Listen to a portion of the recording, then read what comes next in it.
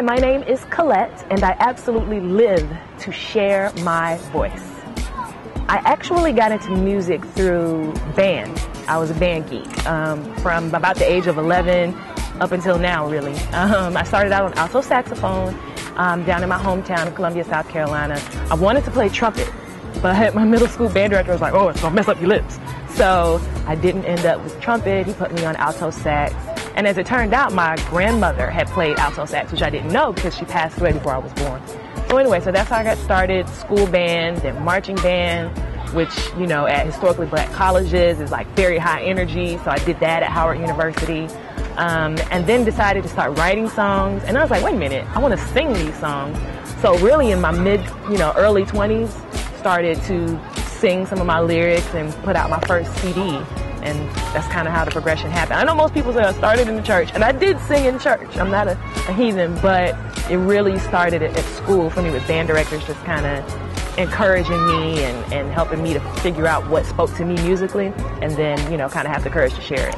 I draw my inspiration from just about everywhere. Like, I'm not even, I know that's kind of lame, but I mean literally just the things that I see walking down the street, conversations that I have. I think that what makes it pop is that the things I latch onto are very weird.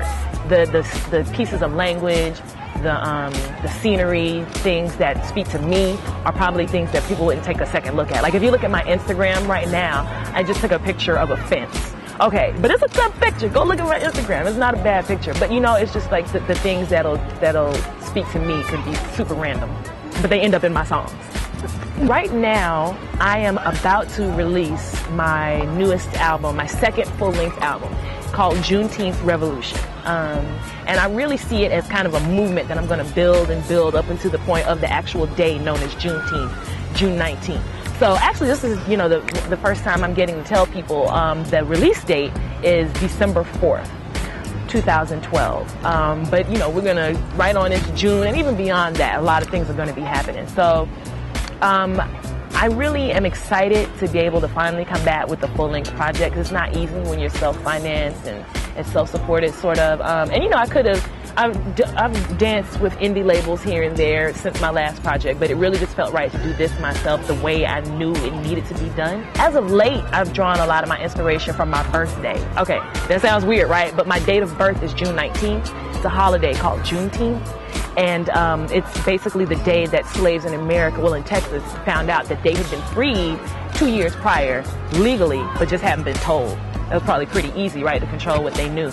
So it's a metaphor, though, to me, for today when maybe a lot of people are living in modern day with mental slavery, economic slavery, you know, social slavery, just different things, even if it's just being in an abusive relationship or, you know, just all kinds of different things that bar your access to the life you want to have.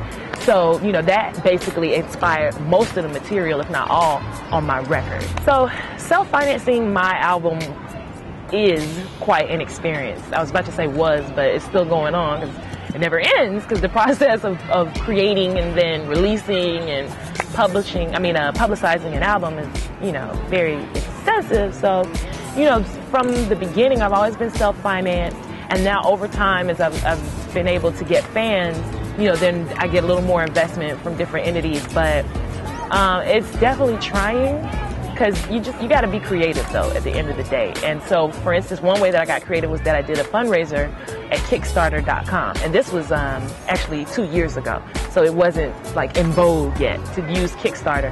And so what I learned from that was that I was thinking a little bit too small, because I asked for, I think, $3K, which A, is not going to make an album. Or at least not an R&B soul album like the music I do. And then B, I ended up getting, I think, 4,500 in donations, which was crazy to me, but it just showed me that I underestimated my fans, my audience, my friends, you know, my supporters, people that give a care. Just really came through and, you know, warmed my heart a little bit and just made me realize that going forward, you know, people are thirsting, I think, for independent artistry and willing to put their money where that thirst is, if that makes sense. Knowing how I want to tell my story and share my story actually came to me when I was in college singing go-go music, which is a genre that's specific to Washington, D.C., But if you took like the energy of like a live metal rock show, but then like the funky percussiveness of like Afrobeat or Haitian compa music or different kind of forms like that, but then you made the lyrics straight up like hip hop R&B from America. Like if you mashed all that together, that's go-go to me. And so basically you got to bring it. You know, you can't be timid. And I had to, you know, I used to be a little bit of a shy girl. So that experience in college really helped me to find my voice as far as who I am on stage and the way that I tell stories and how do I connect to an audience. I was also playing saxophone for that group and I was singing. So it really just helped me to hone all my different performance skills so that now as I'm putting the stories together, I know how to tell them in a way that people want to listen. So this year I attended the BET Awards for the very first time, and it was hella exciting. I got to go to Los Angeles and stay in Beverly Hills and all that good stuff and attend the pre-award show, you know, receptions and events. There's a million events. It was just incredible. Like to be able to just look down and just see Beyonce just sitting there. I think there was like a halo of light around her. I'm not sure. It was absolutely incredible to be in the room with those people, to see the performances. You know, Mary J. Blige performed, and oh my gosh, I am a huge Mary J. Blige fan. A lot of times if I'm nervous at a show, I sing one of her songs just to get the nerves out because it just puts me at ease. So being able to see her perform, being able to see Shirley Caesar was incredible. Just, you know, being a longtime gospel fan, growing up in the South, she's definitely been an influence. The BET Awards, I think, kind of was transformative for me. So to be there amongst all those people and who I've been just a fan of for years and years was an honor. I just want to say to people that are out there creating art or consuming art, you know, don't give up.